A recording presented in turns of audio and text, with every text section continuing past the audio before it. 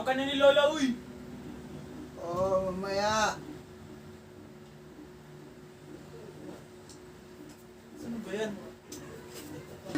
Uy, tawag ka na.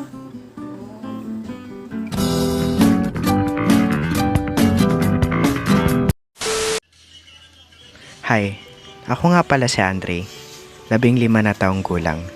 At ito ang short self-film introduction ko. Ako yung tipong lalaki na mahilig gumawa ng kalokohan.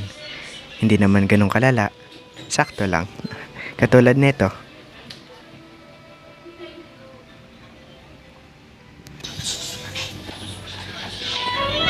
Diba?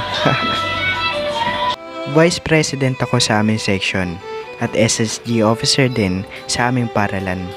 Kaya madami din ako minsan tungkulin sa aming paralan. Kahit na minsan, sumasaway ako sa aming rules na aming ginagawa.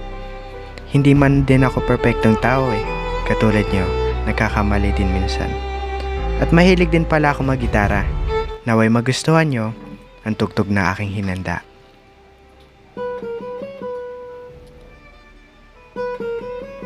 Idol ko kasi si SpongeBob eh. At hindi nyo man matanong, mahilig din ako kumain na dumarating sa point na halos wala na akong kabusugan.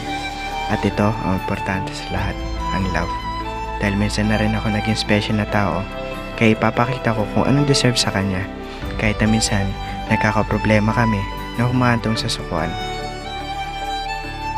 Mahilig din pala ako mag-drawing at gumawa ng tula, punuin ng matalinghagang salita sa buhay na minsan lang pinagtalaga. Ako nga din pala yung taong na minsan din nangako na talaga napapako dahil dapat ako sa sarili kong mga pangako. Sa buhay natin, normal lang maranasan natin maging masaya, maging malungkot dahil dito naman talaga tayo nabubuhay. Mararanasan din natin magmahal at masaktan. Pero kung ako man ang tatanungin, mananatili ako sa kung anong pinangako ko. At ulitin ko, ako nga pala si Andre. You can call me Dre if you want. At ito, a short self-film introduction ko. Maraming salamat.